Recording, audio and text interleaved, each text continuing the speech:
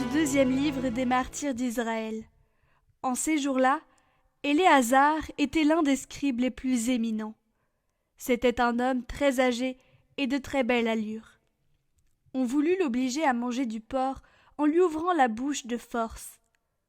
Préférant avoir une mort prestigieuse plutôt qu'une vie abjecte, il marchait de son plein gré vers l'instrument du supplice, après avoir recraché cette viande, comme on doit le faire quand on a le courage de rejeter ce qu'il n'est pas permis de manger, même par amour de la vie.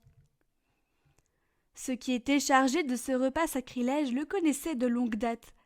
Ils le prirent à part et lui conseillèrent de faire apporter des viandes dont l'usage était permis, et qu'il aurait préparées lui-même. Il n'aurait qu'à faire semblant de manger les chairs de la victime pour obéir au roi. En agissant ainsi, il échapperait à la mort et serait traité avec humanité, grâce à la vieille amitié qu'il avait pour eux.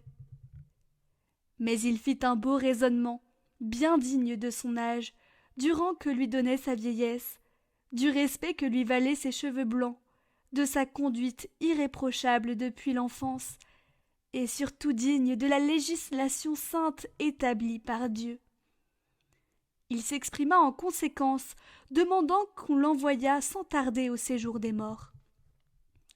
Une telle comédie est indigne de mon âge, car beaucoup de jeunes gens croiraient qu'Éléazar, à 90 ans, adopte la manière de vivre des étrangers. À cause de cette comédie, par ma faute, ils se laisseraient égarer eux aussi. Et moi, pour un misérable reste de vie, j'attirerais sur ma vieillesse la honte et le déshonneur.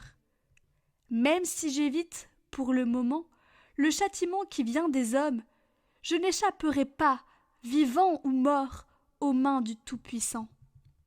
C'est pourquoi, en quittant aujourd'hui la vie avec courage, je me montrerai digne de ma vieillesse, et, en choisissant de mourir avec détermination et noblesse, pour nos vénérables et saintes lois, j'aurai laissé aux jeunes gens le noble exemple d'une belle mort.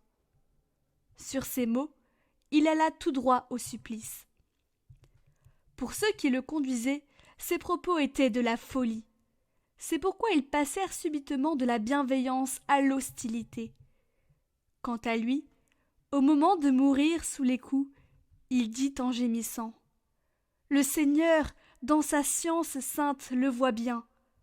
Alors que je pouvais échapper à la mort, j'endure sous le fouet des douleurs qui font souffrir mon corps.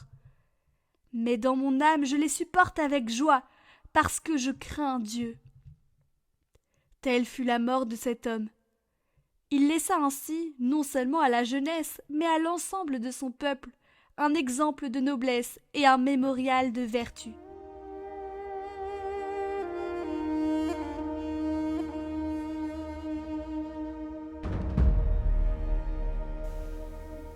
Évangile de Jésus-Christ selon saint Luc. En ce temps-là, entré dans la ville de Jéricho, Jésus la traversait. Or, il y avait un homme du nom de Zachée. Il était le chef des collecteurs d'impôts et c'était quelqu'un de riche. Il cherchait à voir qui était Jésus. Mais il ne le pouvait pas à cause de la foule, car il était de petite taille. Il courut donc en avant et grimpa sur un sycomore pour voir Jésus qui allait passer par là. Arrivé à cet endroit, Jésus leva les yeux et lui dit : « Zachée, descends vite. Aujourd'hui, il faut que j'aille demeurer dans ta maison. » Vite, il descendit et reçut Jésus avec joie. Voyant cela, tous récriminaient : « Il est allé loger chez un homme qui est un pécheur. » Zachée, debout, s'adressa au Seigneur : « Voici, Seigneur, je fais don aux pauvres de la moitié de mes biens. Et si j'ai fait du tort à quelqu'un, je vais lui rendre 4 fois plus. » Alors Jésus dit à son sujet : « Aujourd'hui le salut est arrivé pour cette maison, car lui aussi est un fils d'Abraham.